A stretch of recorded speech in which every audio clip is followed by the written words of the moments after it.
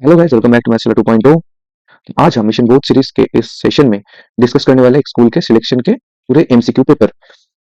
आगे के coming videos में हम डिस्कस करने वाले हैं पूरा पेपर, और आगे बहुत एमसीक्यूज भी डिस्कस करने वाले हैं, बहुत सारे स्कूल के एमसीक्यूज पेपर भी डिस्कस करने वाले हैं। तो स्टे ट्यून टिल देन, तो subscribe to the channel and tap the bell icon so that you don't miss out any important upcoming videos. तो शुरू करते हैं आज का वीडियो। तो देखो, एमसीक्यूज और इस एमसीक्यूज को सॉल्व करते हुए तुम्हें आइडिया लग जाएंगे कि हमारे बोर्ड्स में किस पैटर्न के एमसीक्यूज आने वाले हैं, तो पूरा आइडिया लग जाएगा। इस पेपर को सॉल्व करते हुए बहुत ही अच्छा पेपर बना था, तो इसलिए इसको मैं डिस्कस कर रहा हूँ पहले ही।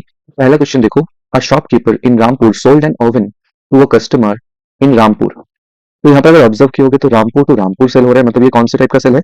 ये जो है ये इंट्रास्टेट है ना, ये इंट्रास्टेट सेल है। तो इंट्रास्टेट सेल में क्या होता है, कोई आईजीएसटी तो नहीं लगते है ना, कोई आईजीएसटी तो यहाँ पर नहीं लगता, तो आईजीएसटी यहाँ का क्या हो जाएगा? नील। क्लियर।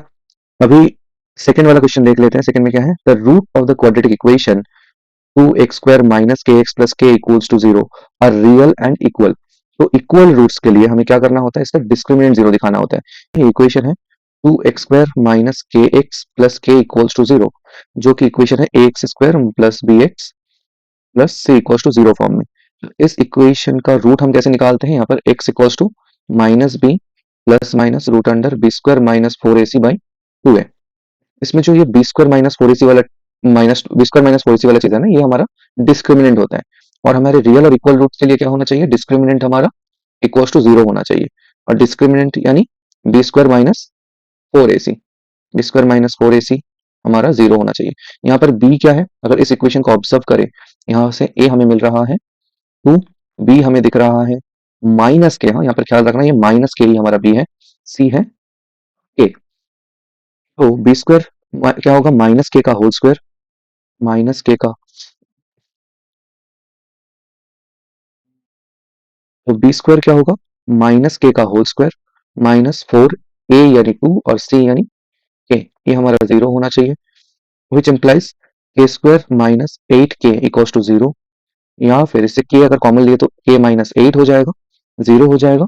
यानी k के जो दो वैल्यूज आने वाले हैं 0 और 8। यहाँ पर k इक्वल्स टू 0 वाला रूट हम मिस आउट कर जाते हैं, बट इसको ध्यान रखना, यहाँ पर दो रूट्स आने वाले हैं, दो वैल्यूज आने वाले हैं k के, एक होगा 0 एक होगा 8। बट ये क्वेश्चन को अगर अच्छे से देखो, यहाँ पर पूछा क्या है, इक्वल रूट्स तो है, बट यहाँ पर मेन चीज जो है बोला है k belongs to natural number, इसको अच्छे से ऑब्जर्व करना। और k नेचुरल नंबर है, 0 और 8 में से नेचुरल नंबर कौन है, 8, राइट। तो यहाँ पर हमारा सही ऑप्शन कौन सा होगा, k इक्वल्स टू 8 यानी ऑप्शन बी। ठीक है, और पहला यहाँ पर पहला क्वेश्चन का आंसर था नील, ये हो गया 8। थर्ड क्वेश्चन देखते हैं, थर्ड क्वेश्चन में क्या बोला है हमें। थर्ड क्वेश्चन है, थर्ड क्वेश्चन में हमें बोला है, in the given figure O is the centre of the circle, angle OAB है 40 डिग्री और ACB का वैल्यू हमें निकालना है। देखो यहाँ पर OA और OB तो सेम है, क्योंकि रेडियस ऑफ सेम सर्कल, अगर सर्कल के रेडियस सेम है तो ये दोनों साइड सेम होंगे। और हमें ये पता है कि अगर इक्वल साइड्स है, उसके ऑपोजिट एंगल्स क्या होते हैं, इक्वल होंगे, मतलब ये एंगल और ये एंगल इक्वल होंगे। तो अगर ये 40 है तो ये भी 40 होना चाहिए। और तो ट्राइंगल एओबी में, ट्राइंगल एओबी में देखो दो एंगल्स, एक 40 बन गया एक 40 बन गया, तो ये रिमेनिंग एंगल कितना होगा, एक ट्राइंगल के तीनों एंगल का सम कितना होता है, 180। तो angle O plus angle A plus angle B अगर देखा जाए, ये तो 180 है, जिसमें से एंगल ए कितना है 40, एंगल बी कितना है, ये भी 40, एंगल ओ कितना आ जाएगा हमारा, कॉस्ट 180 था, तो ये 40 प्लस 40 मिलाकर हो जाएगा 80। तो एंगल ओ आ जाएगा हमारा 180 माइनस 80 यानी 100 डिग्री। तो अगर एंगल ओ 100 है और एंगल ओ कहाँ पर है, सेंटर पे है, और सेम आर्क ए बी में हमें सरकमफेरेंस में क्या एंगल दिख रहा है, एंगल ACB। तो हमें ये पता है ना, angle subtended bye an arc at the centre, मतलब ये सेंटर वाला एंगल जो है is twice the angle subtended bye it at any point on the remaining part of the circle. यानी सी पे सरकमफेरेंस में जो एंगल है, तो सेंटर वाला एंगल सरकमफेरेंस का एंगल का डबल होता है। तो अगर सेंटर का एंगल हमें 100 मिल गया है, तो हम ये बोल सकते हैं कि एंगल ACB जो होगा is equals to half of angle AOB होगा। तो half of angle OB means half of 100, यानी हो जाएगा 50 डिग्री। तो ये एंगल कितना आना है हमारा, 50 डिग्री। तो कौन सा ऑप्शन सही होगा, ऑप्शन ए। यहाँ पर ऑप्शन ए सही ऑप्शन निकला। ठीक है, ऑप्शन ए। नेक्स्ट जाते हैं, नेक्स्ट है प्रोपोर्शन का एग्जाम, देख लो। यहाँ पर प्रोपोर्शन का एग्जाम, यहाँ पर बोला है कि A by B equals to अगर C बाई डी है, a plus C plus B by D is equal to what. तो इसमें देखो हमें ये पता है कि a by D equals to C by D अगर है तो हम बोल सकते हैं कि each ratio is equal to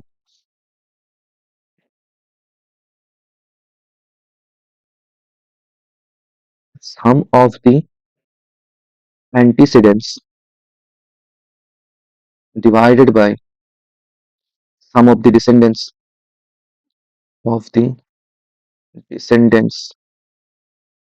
okay, तो इस हिसाब से ये दोनों रेशियो किसके इक्वल हो जाएंगे, एंटीसीडेंट्स और डिसेंडेंट्स का मतलब क्या है, देखो हमें न्यूमरेटर्स को ऐड करना है और डिनोमिनेटर्स को अगर ऐड करें तो रेशियो हमारा सेम ही रहने वाला है, यानी ऊपर न्यूमरेटर को ऐड करो a plus C divided by b plus D. तो देखो अगर ये दोनों ratio a by B equals to C by D जो है, ये दोनों ये हमारे इस रेशियो के साथ इक्वल हो जाएगा, मतलब a plus C equals by divide b plus D के साथ इक्वल हो जाएगा। तो देखो यहाँ पर बोला है कि a by b C by d ये दोनों रेशियो दिया हुआ है एंड दिस इक्वल्स टू हमें ऑप्शन दिया है, ऑप्शन ए में ए बाई बी के साथ इक्वल होगा या फिर सी बाई डी के साथ इक्वल होगा या फिर बोथ ए एंड बी या फिर नाइदर, ये ऑप्शन दिया है। तो इसमें से कौन सा सही होना चाहिए, option C, both A and B के साथ ये रेशियो इक्वल हो जाएगा, ठीक है, क्योंकि a plus C plus b divided by b plus d ये दोनों रेशियोज ए बाई बी और सी बाई डी के साथ इक्वल हो रहा है प्रोपोर्शन के इस कॉन्सेप्ट के साथ। नेक्स्ट क्वेश्चन देख लेते हैं, नेक्स्ट क्वेश्चन है हमारा मैट्रिक्स से। देखो ये मैट्रिक्स का क्वेश्चन क्या है, the order of the matrix A is 2 by 3 and order of B is 3 by 2। पहले कॉन्सेप्ट बता दे, अगर कोई मैट्रिक्स देख रहे हो कि अगर A मैट्रिक्स है m by n ऑर्डर का और B मैट्रिक्स है n by p ऑर्डर का, जिसमें A का पहले वाला जो m है ये A का नंबर ऑफ रो है और n जो है मैट्रिक्स का नंबर ऑफ कॉलम है और B मैट्रिक्स में n नंबर ऑफ रो है और p नंबर ऑफ कॉलम्स है। तो जब ए बी को हम चेक करते हैं ये मैट्रिक्स मल्टीप्लिकेशन पॉसिबल है कि नहीं, तो यहाँ पर फर्स्ट वाले मैट्रिक्स का नंबर ऑफ रो सेकंड वाले मैट्रिक्स के नंबर ऑफ कॉलम से इक्वल होना चाहिए, तभी जाके मैट्रिक्स मल्टीप्लिकेशन पॉसिबल होगा। मतलब यहाँ का देखो एन और एन ये दोनों सेम आ रहे हैं तो मैट्रिक्स मल्टीप्लिकेशन हमारा पॉसिबल है। और ए बी का जो ऑर्डर बनेगा वो जो रिमेनिंग जो टर्म्स है यानी M by P, A B matrix का जो ऑर्डर होगा वो एम बाई पी ऑर्डर का बनेगा। जैसे फॉर एन एग्जाम्पल अगर ए का ऑर्डर है 3/2 ऑर्डर और बी का है 2/5 ऑर्डर का, तो देखो यहाँ पर ए मैट्रिक्स में यहाँ पर 2 है कॉलम और बी मैट्रिक्स में 2 है नंबर ऑफ रोज, तो इसकी वजह से मैट्रिक्स मल्टीप्लिकेशन पॉसिबल होंगे और 3/5 ऑर्डर का हमारा ए बी मैट्रिक्स बनेगा, 3/5 ऑर्डर का।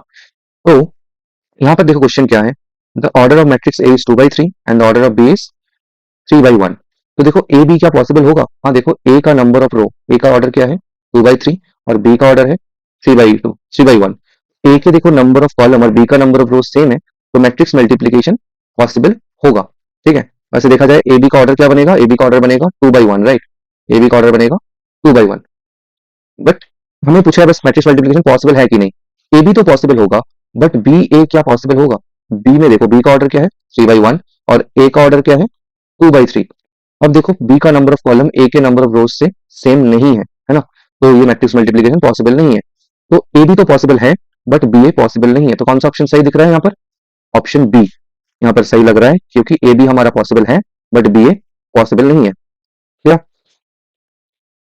नेक्स्ट वाले में जाते हैं, नेक्स्ट है लीनियर इक्वेशन का एक प्रॉब्लम। क्वेश्चन क्या है, 2x minus 5 less than equals to 5x plus 4 less than 11। और ये चीज में ध्यान देना है हमें, x बिलोंग्स टू i मतलब इंटीजर है।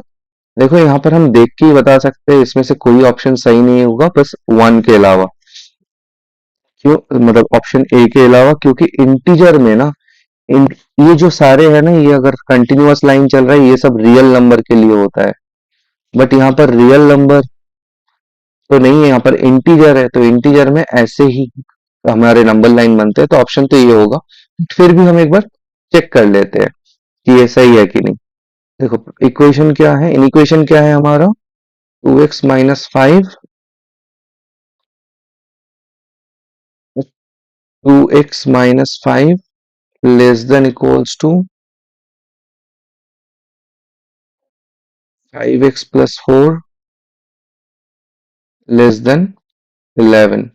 तो अगर पहले दो इन इक्वेशन को एक साथ ले, 2x minus 5 less than equals to 5x plus 4 हम 2x को उस तरफ ले जाते हैं और 4 को इस तरफ लाते हैं तो हो जाएगा 5x माइनस 2x और यहाँ पर हो जाएगा -5 minus 4 which will imply -9 less than equals to 3x यानी x जो होगा वो -3 से बड़ा होगा। 3 से हम -9 को डिवाइड कर दिए, ठीक है, तो -3।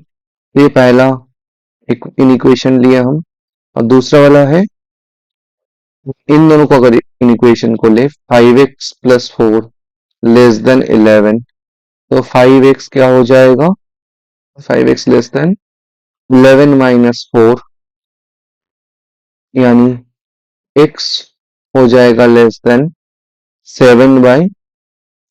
7/5 क्या होता है 1.4, ठीक है। तो हमारा ये जो दिख रहा है ये -3 से x जो होगा 1.4 के बीच में रहेगा।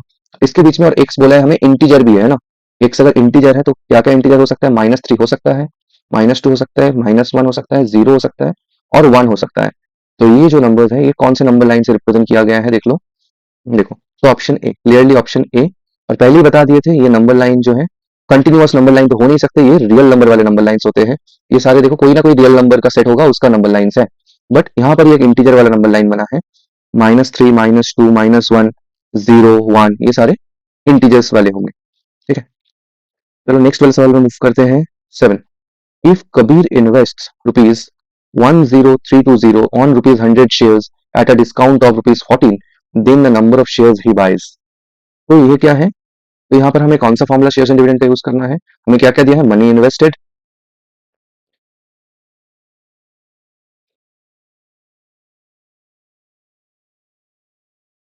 हमें क्या क्या दिया है money invested equals to money invested है 10320, हमें दिया है फेस वैल्यू ₹100 शेयर्स यानी फेस वैल्यू है इसका ₹100 एट डिस्काउंट ऑफ 14, मतलब मार्केट वैल्यू क्या हो जाएगा, फेस वैल्यू 100 था उससे 14 डिस्काउंट मिलेगा हमें तो मार्केट वैल्यू हो जाएगा हमारा ₹86। तो ये है मार्केट वैल्यू।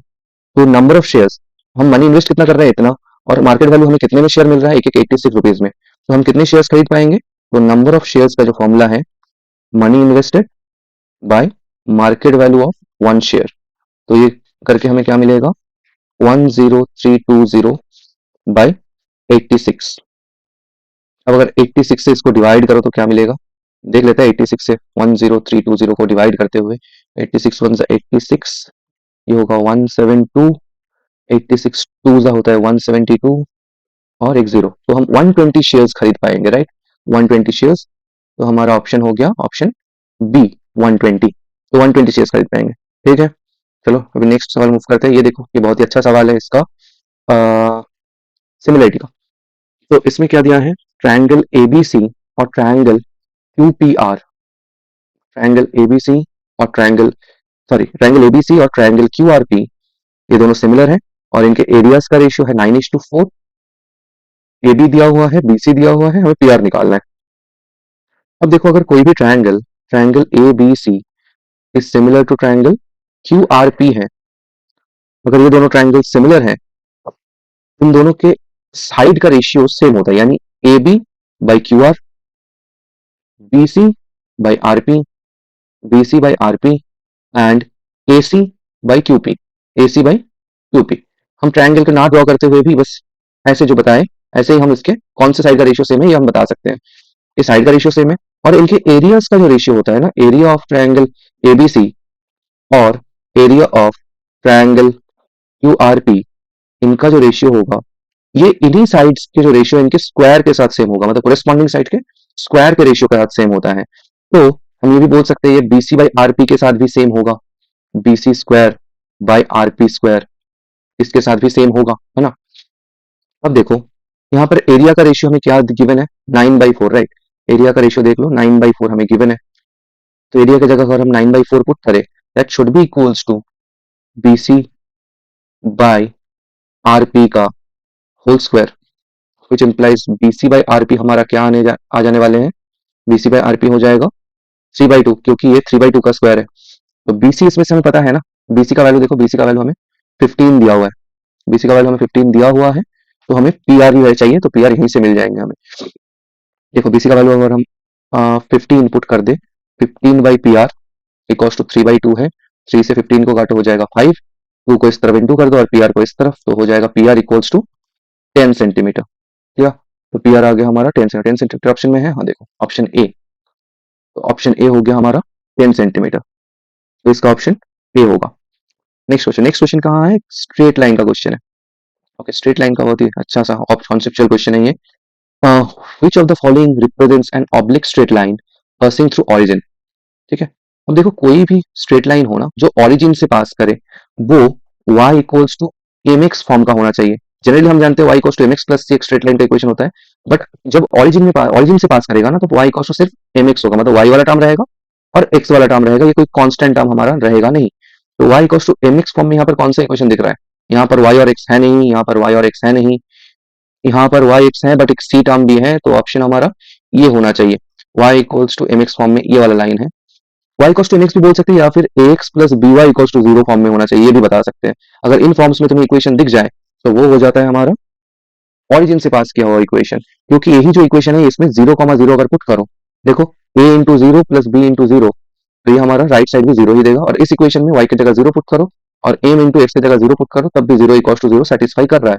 मतलब ऑरिजिन का कोऑर्डिनेट कौन सी इक्वेशन को सेटिस्फाई कर रहा है इनमें से, ऐसे भी हम चेक कर सकते हैं।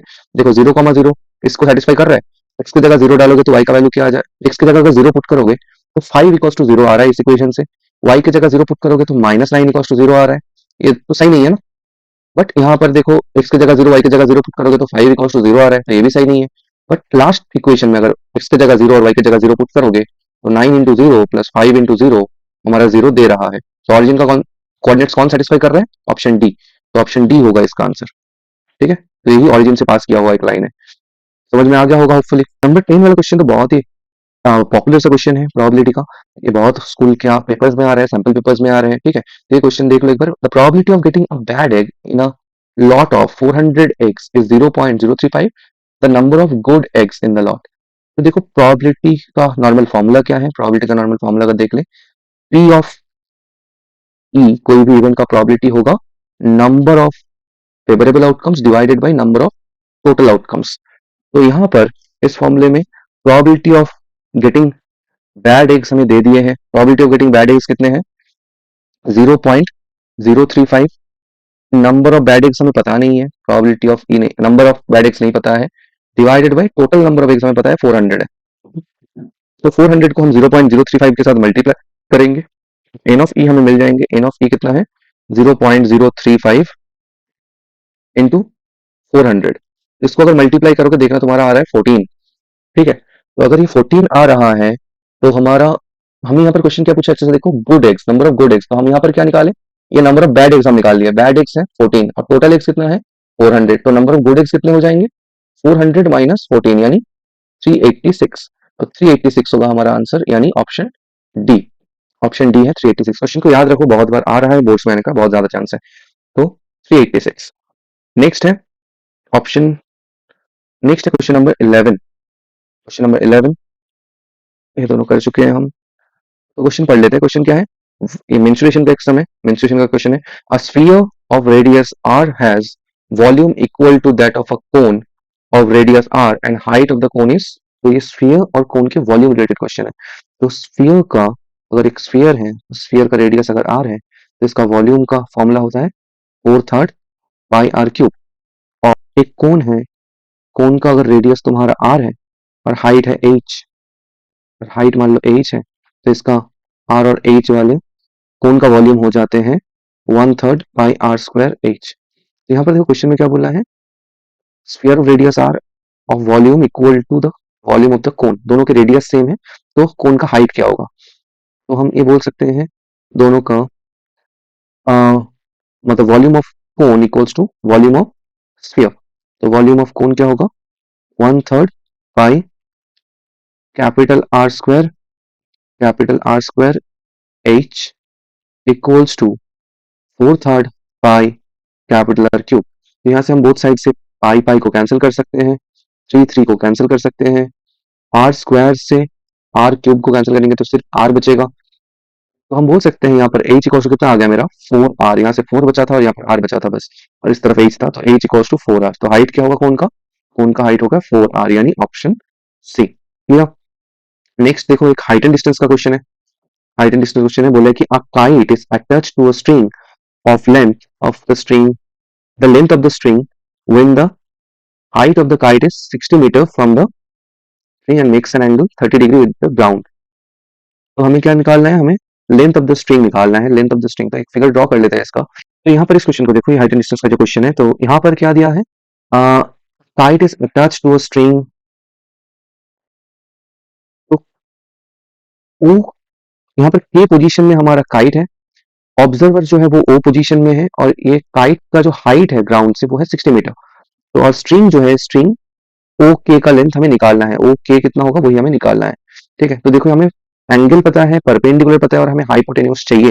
तो हम यहाँ पर क्या यूज कर सकते हैं, साइन थीटा। तो मतलब साइन 30 डिग्री क्या हो जाएगा, साइन 30 डिग्री होता है परपेंडिकुलर यानी ए के बाई हाइपोटेन्यूज, हाइपोटेन्यूज यानी ओ के, यहाँ पर वो था।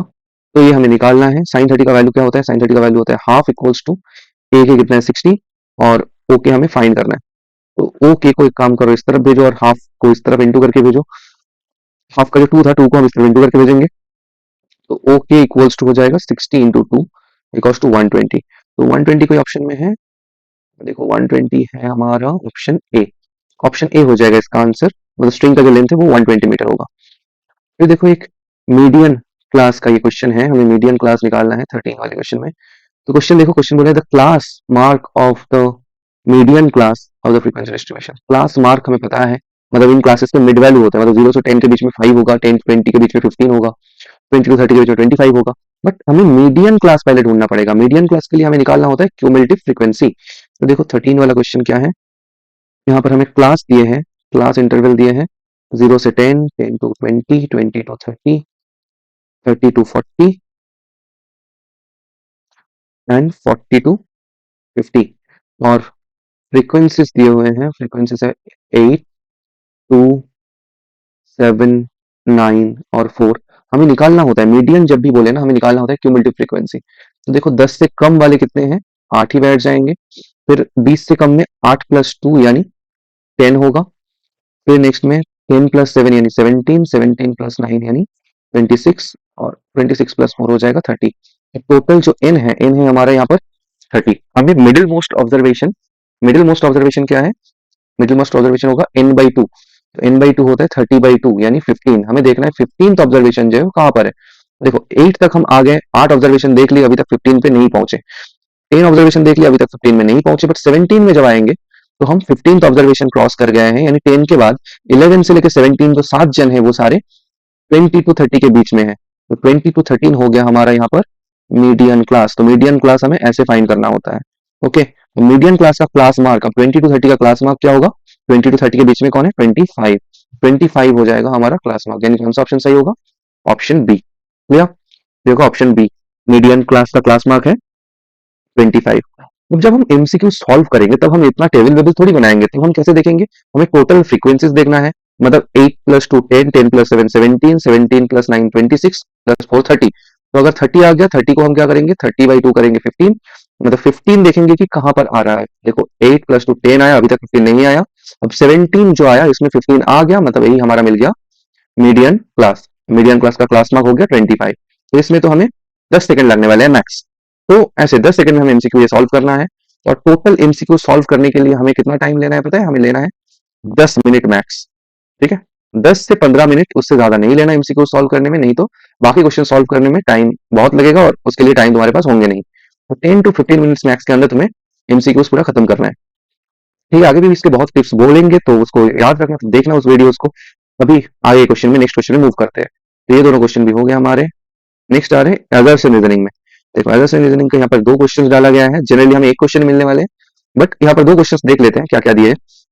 सम ऑफ नेचुरल नंबर्स, और ये भी एक बहुत ही पॉपुलर क्वेश्चन है, ये भी बार बार दे रहा है सैंपल पेपर में, स्कूल के एग्जाम में, तो ये भी बहुत इंपॉर्टेंट क्वेश्चन है। हाँ, तो इसको भी याद रखना। The sum of natural numbers from 1 to 100 is 5050, और इसका रीजन है sum of n natural numbers is n into n plus 1 by 2। अगर तुमको पता है sum of n natural numbers n into n plus 1 by 2 ही होता है, तो ये तो सही है, एपी का फॉर्मूले से ये हम निकाल सकते हैं। 1 से लेके अगर 100 तक देखोगे, 1 plus 2 plus 3 plus 4 plus dot dot dot करके अगर 100 तक जाओगे तो ये तो एपी है, जिसका कॉमन डिफरेंस कितना है, कॉमन डिफरेंस 1 1 करके चेंज हो रहा है। तो कॉमन डिफरेंस है 1, तो हमें डी कितना मिल गया 1, और ए कितना है, ए है 1, जिसका और नंबर ऑफ टर्म्स कितने हैं 1 से लेके 100 तक, तो 100 टर्म्स है, तो 100/2 होल इंटू 1 प्लस 100, यही होता है ना formula, n/2 whole into A plus L वाला फॉर्मूला हम यहाँ पर यूज किए, first term plus last term whole into n/2।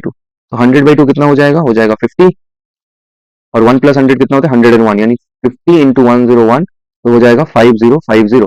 पहला देखो एजर्शन तो सही है इसका, एजर्शन हमारा 1 से 100 तक का जो सम है वो होता है 5050, और सम ऑफ नेचुरल नंबर्स क्या है, n इंटू n प्लस 1/2, ये भी देखो सही है क्योंकि नंबर ऑफ टर्म्स है यहाँ पर n/2 होल इंटू पहला टर्म क्या है, पहला टर्म है 1, और nth टर्म है हमारा n, तो यहाँ पर सम ऑफ n टर्म्स के, जैसे कि 1 2 3 इन नेचुरल नंबर्स के सम के फॉर्मूला होते हैं n/2 इंटू n प्लस 1, याद रखना, बहुत यूजफुल फॉर्मूला है। तो यहाँ पर देखो both a and r true होगा, and r is the correct explanation of a होगा, मतलब ऑप्शन ए होगा इसका आंसर, ठीक है, ऑप्शन ए, तो ये सही है, a and r both true. Next question में मूव करते हैं, next question and last question of MCQ. Last question क्या है, assertion है, if the points 8, 1, 4, k, -4 and 2, -5 are collinear, then k equals to 4, और रीजन क्या है, 3 points are said to be collinear if they all lie on the same line। तो देखो reason तो सही है, क्योंकि अगर तीनों पॉइंट्स एक स्ट्रेट लाइन में है तो उसी को हम कोलिनियर बोलते हैं। तो इसका मान लो ये तीनों पॉइंट्स हैं ए, बी और सी, ये तीनों एक स्ट्रेट लाइन में होगा, ए का कोऑर्डिनेट है 8, 1, बी का कोऑर्डिनेट है k, -4, और सी का कोऑर्डिनेट है 2, -5। अब देखो अगर ए बी सी कोलिनियर है, इसको अगर ए बी सी कोलिनियर है इसको हम कई मेथडों से चेक कर सकते हैं। देखो पहला तो एक केस है इसका, A B plus B C अगर देखे तो ए सी के साथ इक्वल होना चाहिए, तब जाके ये कोलिनियर होगा। सेकंड ऐसे चेक कर सकते हैं कि slope of A B equals to हमारा स्लोप ऑफ बी सी होना चाहिए, अगर दोनों लाइंस के स्लोप सेम है तब जाके एबीसी कोलिनियर होगा। और थर्ड है हमारा एरिया ऑफ ट्रायंगल एबीसी, ये हमारा 0 होना चाहिए, तब जाके एबीसी कोलिनियर होगा। हम दूसरे ऑप्शन से तुम्हें दिखाते हैं कि ये कोलिनियर कैसे होगा। अगर स्लोप ऑफ ए बी निकाल लो, स्लोप निकालने का फॉर्मूला क्या होता है, M equals to y2 minus y1 by x2 minus x1, ये होता है स्लोप निकालने का फॉर्मूला।